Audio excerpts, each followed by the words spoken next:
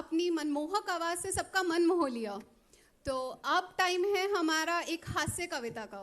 तो हास्य कविता प्रस्तुत करने से पहले मैं 2 लाइन बोलना चाहूँगी। हिंदुस्तानियों का नशा तो चाय की प्याली में होता है, हिंदुस्तानियों का नशा तो चाय की प्यालियों में होता है, लेकिन एक कलाकार का नशा तो तालियों में होता है। तो जोरदार तालियों से स्वागत कीजिए किरण पाल सिंह जी का मिनिस्ट्री ऑफ हेल्थ से, किरण पाल यादव सर का।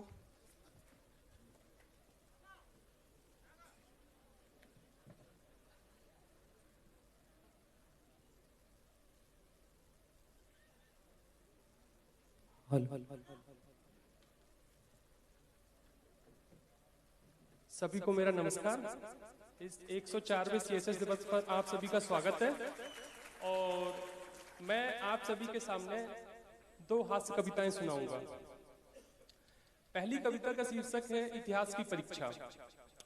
इसका थोड़ा मैं आपको कंटेक्स्ट बताना चाहूंगा। आजकल क्या है कि लोग इतिहास किताबों से ज्यादा व्हाट्सएप यूनिवर्सिटी से पढ़ रहे हैं।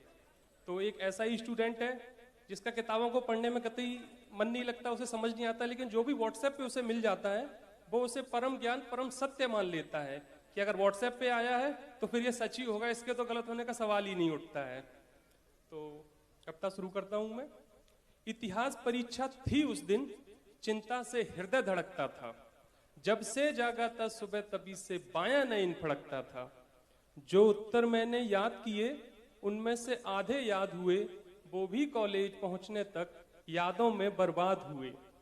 जो सीट दिखाई दी खाली उस पर ही जमकर जा बैठा था एक निरीक्षक कमरे में, वह आया झल्लाया ऐठा।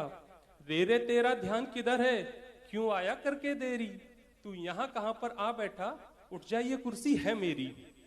मैं उचका एक उचक्के सा, मुझ में सीटों में मैच हुआ, टकरा टकरा कर कहीं एक कुर्सी द्वारा मैं कैच हुआ।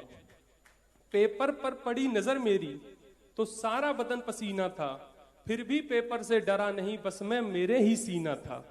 कॉपी के बरगद पर मैंने बस कलम कुल्हाड़ा दे मारा और घंटे भर के भीतर प्रश्नों का कर डाला 12 न्यारा।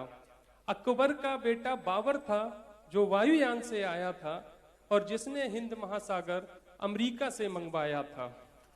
गौतम जो बुद्ध हुए जाकर वो गांधी जी के चेले थे, दोनों ही बचपन में नेहरू के संग आंख बिचोली खेले थे।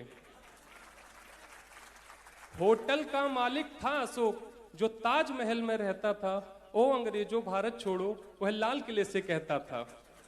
सबको झांसा दे जाती थी ऐसी थी झांसी की रानी। ऐसे ही प्रश्नों के उत्तर से मैंने पेपर के पापड़ बेल दिए, उत्तरों के ऊंचे ऊंचे पहाड़ अध्यापक जी की ओर धकेल दिए।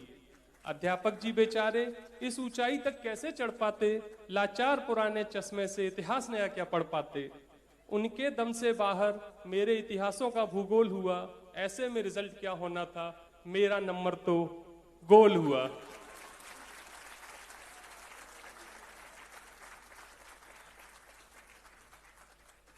दूसरी कविता का शीर्षक है बीड़ी का विज्ञापन। इसमें क्या है कि एक हमारे सीधे साधे सज्जन है रहते हैं, उनके वो अहिंसक व्यक्ति हैं और उनके पड़ोस में एक बड़े ही दबंग किस्म के पहलवान रहते हैं। तो उन्हीं की नोकझोंक की कहानी है कि विज्ञापन था पहलवान छाप बीड़ी, परंतु हमारे मुंह से निकल पड़ा बीड़ी छाप पहलवान। इतने में हमारे पड़ोसी पहलवान मित्र ताव खा गए और ताल ठोक मैदान में आ गए। उन्होंने हमारे गाल पर एक जमाया, परंतु हमें गुस्से की बजाय महात्मा गांधी का ख्याल आया, सो हमने अपने झट से दूसरा गाल बढ़ाया, परंतु उन्होंने उस पर भी जमाया और बोले, बच्चू एक आध और खाओगे, परंतु ये तो बताओ तीसरा गाल कहां से लाओगे।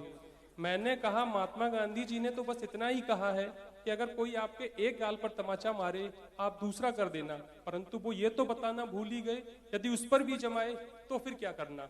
आप 5 मिनट ठहरिए, मैं उनकी जीवनी पढ़कर आता हूँ, शायद उन्होंने कुछ इस बारे में लिखा हो। और मैं हुसैन बोल्ट की गति से घर की ओर भागा।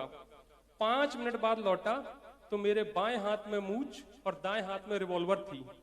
रिवॉल्वर देख पहलवान घबराए, उनको दिन में तारे नजर आए। बोले, श्रीमान आप तो महात्मा गांधी के वक्त हैं। मैंने कहा, वक्त हूं नहीं वक्त था। परंतु अभी अभी मैंने चंद्रशेखर आजाद की पार्टी ज्वाइन कर ली है।